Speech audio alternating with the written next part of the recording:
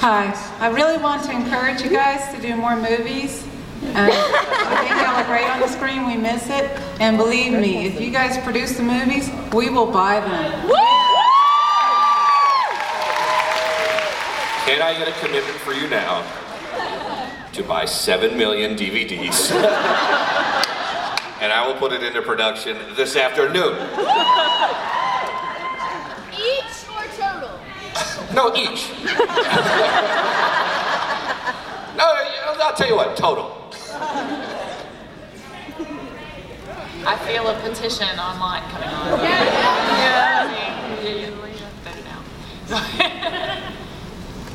Hi, this question's for John. I actually saw you in Star Trek before I saw Stargate, which is really, my mom raised me on TNG, so I like Star Trek all the way. But you had mentioned Henry V, and so I was wondering how that play or Shakespeare in general influenced your acting, and like if there was any parts of your characters that would come out from Shakespeare at all. Yeah, there are. I mean, you know, one of the things that's really wonderful, you know, plays or anything is there's character, there's plot, there's spectacle, there's, I don't know, other things involved. And Shakespeare is extraordinary in that most plays or most shows are about one of those things or the other. But Shakespeare he's able to do it all. So there isn't anything that you can do in a Shakespearean show that you don't somehow carry on so it has influenced everything. I was really lucky. I did 6 Shakespeares by the time I left high school.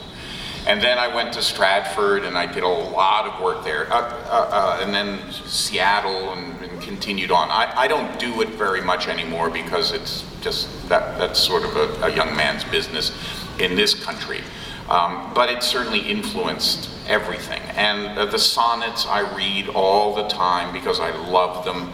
And I'm doing a whole edition right now, an audio edition of the ones in which I like the best. And so it really meant a great deal to me, and it still does. So it has influenced.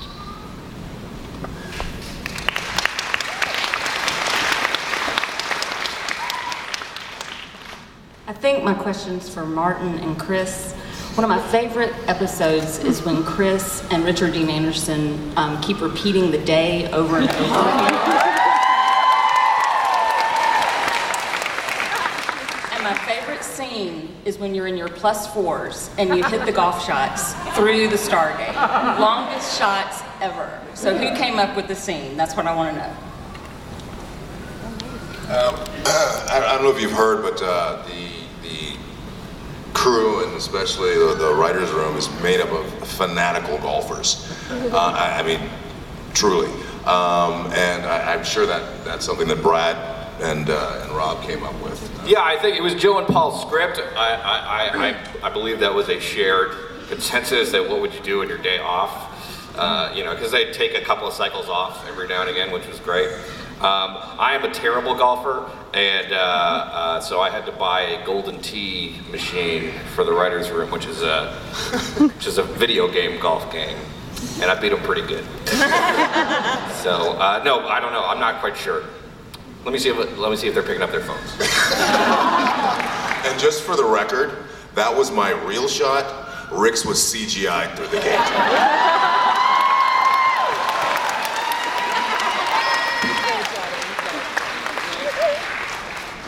You want to know any more secrets? Yeah!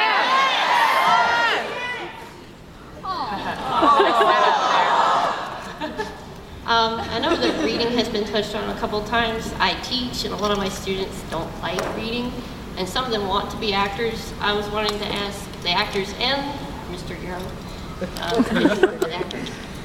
is reading important to acting? Does it inform your acting? Do you do a lot of reading for your acting, other than the script? Is reading important? Is that what you're now, I know. Is reading important for an actor? I mean, general reading? when I was at drama school, the head of the drama school was John Houseman, said to us, you need to read all of Dickens, everything that Dickens ever wrote, because of the tremendous characterizations that were done there. I think it's really important that actors read. And by the way, there's something that you might find interesting. I don't know, you know, let's say you're looking at a Cosmo or Vogue magazine. If you want to see makeup, take that magazine and turn it upside down, and you will be able to see easily the makeup on that woman's face, okay? It's the same thing on a television where it's easy to do. If you want to see really what the actor is bringing to the role, turn the sound off.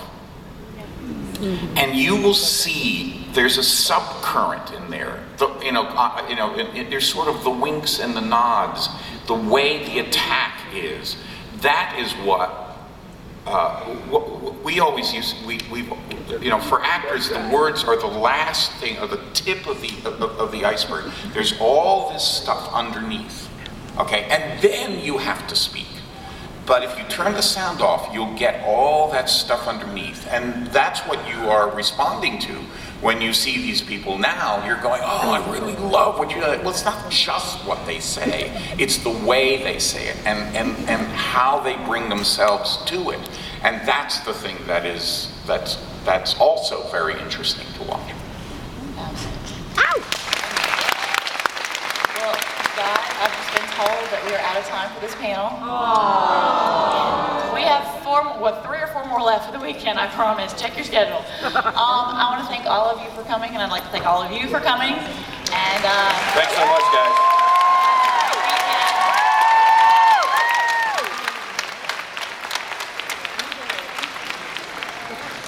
Okay, your camera really hates me. I'm sorry. What did it do? I tried to put the